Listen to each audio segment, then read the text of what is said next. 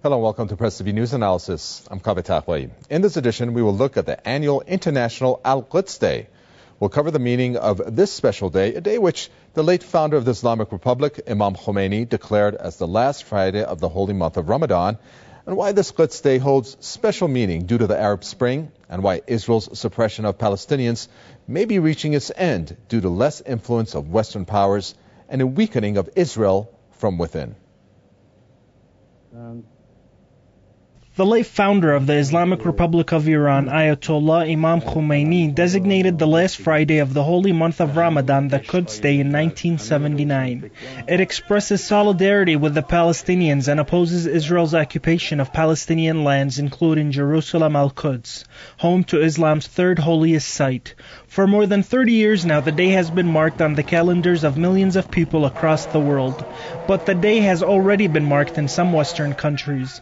One of the first Al-Quds Day rally held this year was in Britain, a week before the actual date.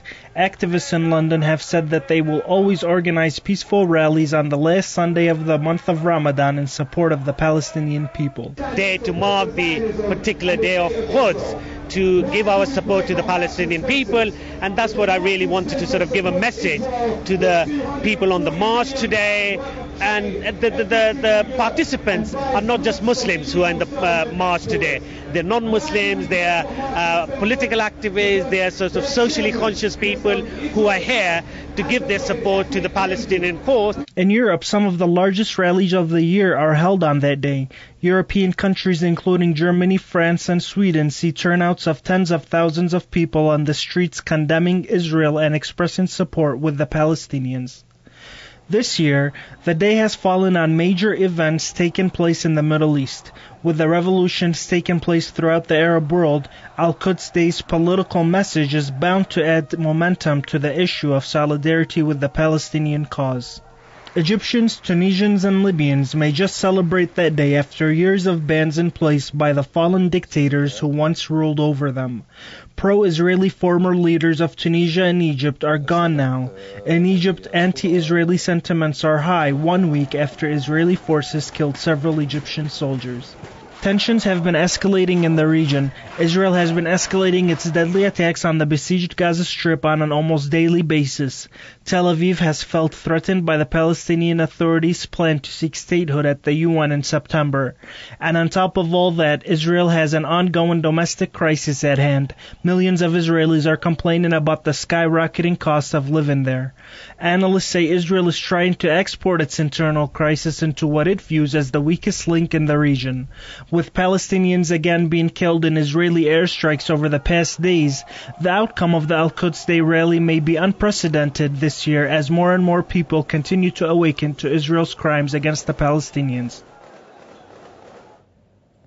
Let me first welcome our guest from Jews United Against Zionism. Rabbi Dovid Feldman joins us from New York. We have the president of the Council for the National Interest, Alison Ware, who joins us from Minneapolis. And rounding off the list from the Crescent and Cross Solidarity Movement, Mark Glenn joins us from Idaho via Skype. Thank you all for joining us in this news analysis. I'm going to go first to Rabbi Dovid Feldman. Al-Quds Day, Rabbi, stands up for Palestinians who are suppressed.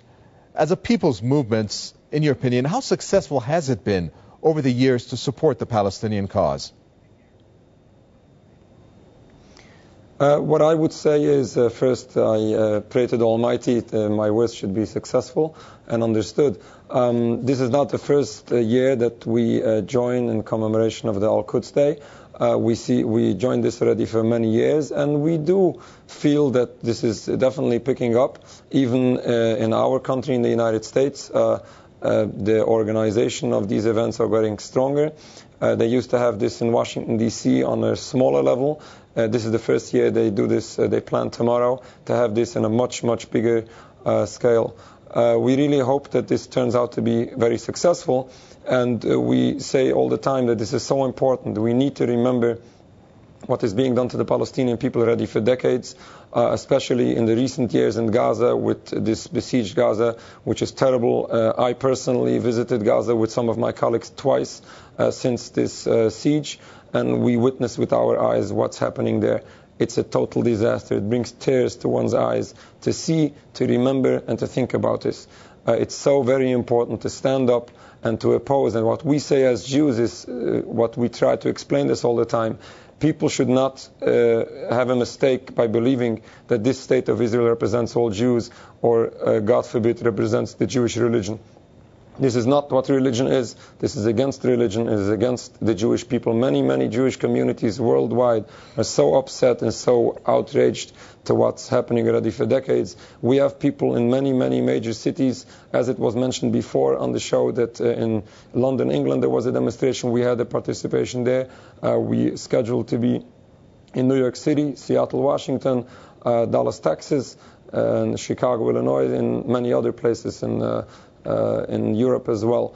And we always need to remember the great difference between Judaism and Zionism. Judaism is an old religion going back thousands of years, simply serving the one God, be loyal to the Almighty, to His word and to His commandments, versus this very relatively new concept of Zionism, which is only about 100 years old, totally against religion, totally against God, and does not represent the entire Jewish people. Okay, Alison Weir, let me bring you in here. Talk about oppressed. Let's figure out what relative impact this Al-Quds Day is going to have, and its really political, perhaps, implications, given that it's set to be more special, especially due to the Arab Spring. Can you explain why that would be? Well, it's a combination right now, because the Arab Spring has been very hopeful for... It's a very mixed time, truthfully, because in some ways the Arab Spring has been so exciting to see people coming together to work for liberty and for an end to oppression and having some remarkable successes. So that's been, I think, very inspiring for many people around the world, even Israelis. However, right now we're also in the midst of new airstrikes against the Palestinians in Gaza. It looks to me from the latest reports I'm seeing 9 more people have been killed. In the last week, it's something like at least 25, probably more, many dozens injured, small children, 2-year-olds. So it's a hopeful sign in that many people, I think a growing number of people around the world and in the United States are learning about what's going on and are trying to support Palestinian human rights and justice. So that's a growing movement. But Israeli power, especially military power, is still enormous. And right now they are using it against people in Gaza. Well, Alison, we are, unfortunately, the figure you gave is less one. There has been 10 Palestinians who have been killed based on the latest reports. Let me go to you now, Mark Glenn. To what extent do you think Israel, in terms of its oppression, feels the pinch due to the fall of some of the pro-U.S. and pro-Israeli dictatorships in the region? I mean, we can't lose sight of the fact that Israel is facing its own internal crisis of the huge protest movement within Israel. I don't think Israel's feeling the pinch at all. I think that she's perfectly pleased with the downfall of these formerly pro-Israel, pro-U.S. Leaders. I believe that at least the initial reports coming out of Israel that Israel was worried about who might replace them, that this was just an act on the part of Israel. I think that she is perfectly content with the sense of instability that is reigning throughout the region.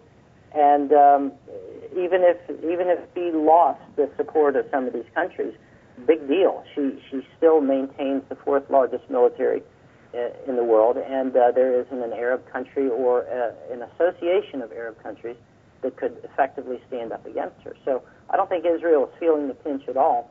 I would like to mention the fact that the Al-Quds Day that will be celebrated on the last Friday of Ramadan. I think that this is something that, even though it is centered mainly within the Islamic community, that Christians around the world need to start paying attention to this as well, because Palestinians are not just Muslims. We have many Christians there as well who are suffering just as badly as their Muslim counterparts. And I think that this is something that the Islamic community, that is promoting particularly Iran and your very honorable President Ahmadinejad, that they need to reach out to the Christian world and to make them understand that the Palestinian issue is not just an Islamic issue, that there are many Christians there who are suffering as well. And that Christians have a vested interest in this, because it is not just the de-Islamification and the de-Palestinization of the region that is taking place. When Israel feels confident enough that she no longer has to rely on the economic and military support from the West, and principally from America, she will begin the process of moving these Christian shrines out of Israel as well. It's not just the destruction of these Islamic centers and other things. It will be Christians as well. So all of these Christians, particularly in the United States, that give their blind support to this racist, genocidal entity in the Middle East, and that they believe that this is part of God's plan, that Israel is supposed to behave basically like a mad dog, as former Defense Minister Cheyenne described Israel. They don't realize that they're actually undermining the very foundations of their own faith, because Israel will, as I said, when she feels confident enough, she will begin bulldozing Christian churches and Christian shrines in addition to the Islamic ones.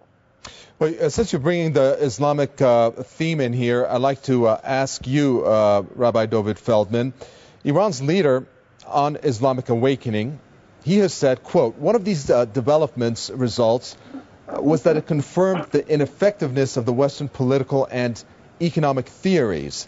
And please notice that he used the word theories. Maybe you can explain what he means here, because that does carry some weight, that he's putting that word theory in there in terms of what he's trying to explain as the Islamic awakening perhaps that is going on. Well, the Islamic awakening which is going on now is something that is, we see it, that it is going in the right direction. We hope that this is successful for the favor of all people. Everybody wants that the people at large, in general, worldwide, should live in peace. This is the only inspiration that all of us have. We certainly do see a hope, a nicer future. We believe as religious people that God would not allow evil to succeed forever. And we see this even in practical terms, but we really need to pray, and we hope that this should turn out to be in the right direction. Everything should be in the favor of all of us. What I would like to add to what Mark said before is about the Christian suffering in Palestine as well, which is certainly true, but we also need to remember that the Jewish community in Palestine is also suffering. There used to be a religious Jewish community before Zionism came about.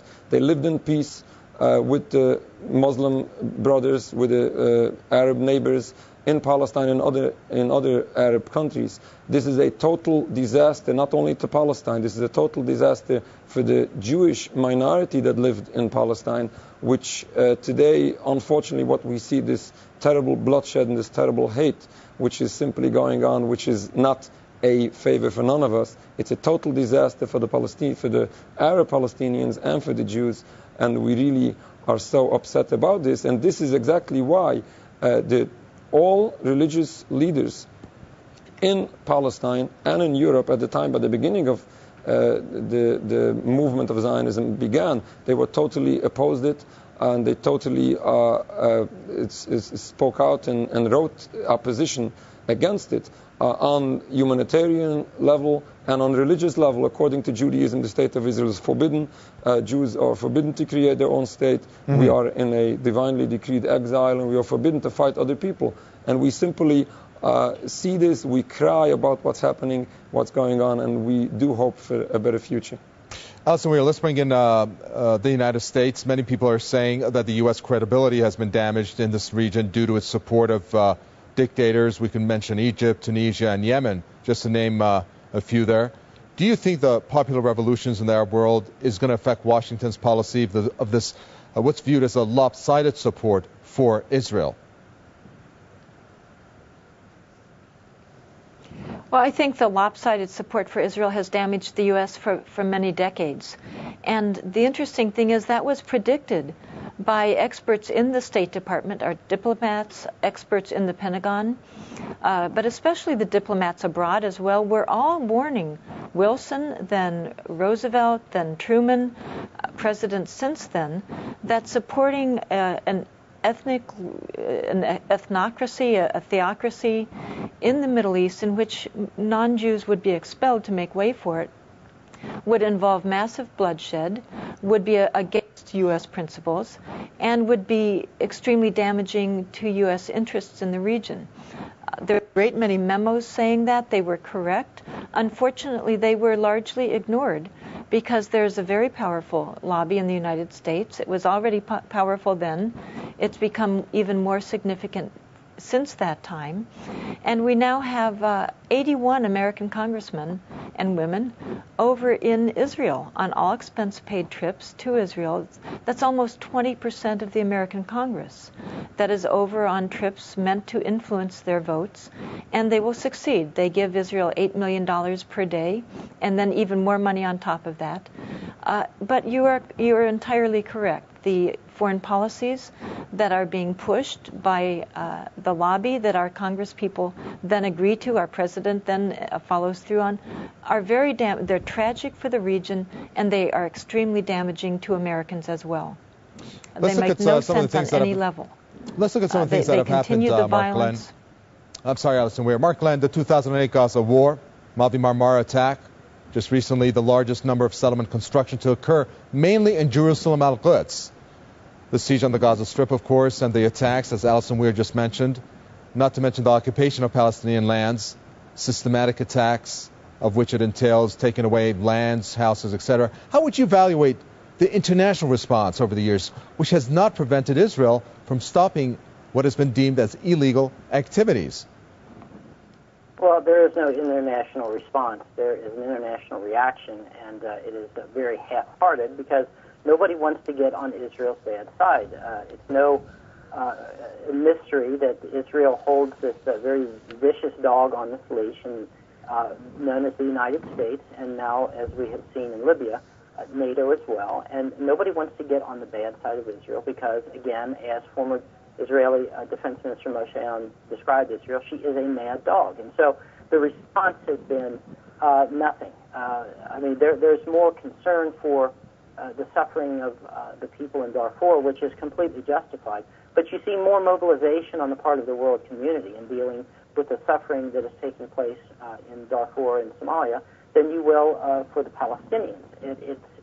It's one of these events, it's one of these things that historians one day will look back on this, and they will say to themselves, what was the world thinking? They sat by all of the lessons and the lecturing that we have gotten since the end of World War II about the Holocaust. You know, how could people sit by and allow these things to happen and simply do nothing? This will be applied to the situation in the Middle East, and especially towards the Palestinians.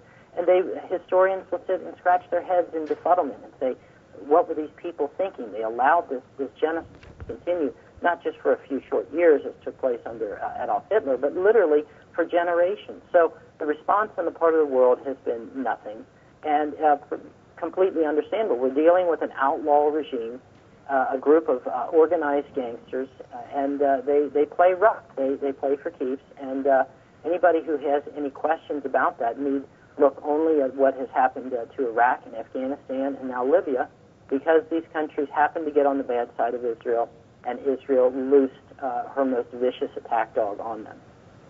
Let's look, Rabbi Feldman, at one of the movements that has been pretty much successful against Israel, and it has been embodied in resistance through the Hezbollah movement. Why do you think the West has excluded groups such as Hezbollah? We could also name the Hamas, the governments in the Gaza Strip, from having talks on the politics of these respective governments. Well, those governments do play the game together with Israel. They want to be in brotherhood with Israel, and Israel does work very hard to blame any organization that stands up against it, whether it's right or wrong. And this, unfortunately, is the situation. This doesn't mean that this brings a favor to any of us. simply just makes the situation worse by oppressing people more and more. It's unfortunately just getting worse. When we see what's happening in Gaza by oppressing the Hamas government and the people of Gaza, is simply a crime for itself, and just simply elevating the anger and the hate from the Arabs upon Jewish people, Israelis, and Jewish people as a whole, which is a total tragedy. We really need to understand and to look back to the root cause of the problem in the Middle East, and specifically in Palestine. We need to understand that in the first place, this occupation was wrong. The Israelis came up with this idea, with this new philosophy of this a Jewish homeland on the account of other people. As I said before, the concept of a Jewish homeland is totally forbidden according to Jews, even without oppressing other people. But when this oppresses other people, it's simply international crime, which cannot be condoned in no way. Let me bring in Alison Weir here. Alison Weir, we talked about a people movement, and none of that really is as evident perhaps any time in history than the landscape of the people movements against what they have called the dictatorship. But in terms of a people movement, boycott, divestment, and sanction, and a host of other actions against Israel, such as ones that were cited in the Russell Tribunal on Palestine, has brought about awareness, just like Al-Quds rallies have. Is this success, do you think, more evident today than in the past? I do. I think it's growing. It's becoming more diverse. In the United States, we're seeing people joining it both from the left and from the right and from the middle. So it's increasing. More people are feeling that they can finally speak out and actually do something about it. It's very interesting. There's a 74-year-old man from Texas who is sailing a 39-foot boat from Texas to the eastern Mediterranean to honor U.S. servicemen who were killed by Israel almost 45 years ago on board the USS Liberty. And he's also doing that to bring awareness about what is going on today. So there's an enormous growth in people that are trying to do something about this. It's a worldwide movement. It's a diverse movement, all ages and all backgrounds. And I find that very hopeful. I think it's exciting. The obstacles are enormous, but it's moving. And finally, Mark Lynn, let me go to you. How important is the issue of Palestine and Jerusalem, Al-Quds, as their capital for achieving peace in the Middle East? Not just achieving peace in the Middle East, but throughout the entire world. Palestine is the issue. This is the place where the problems all began, and it is the place where the problems will end.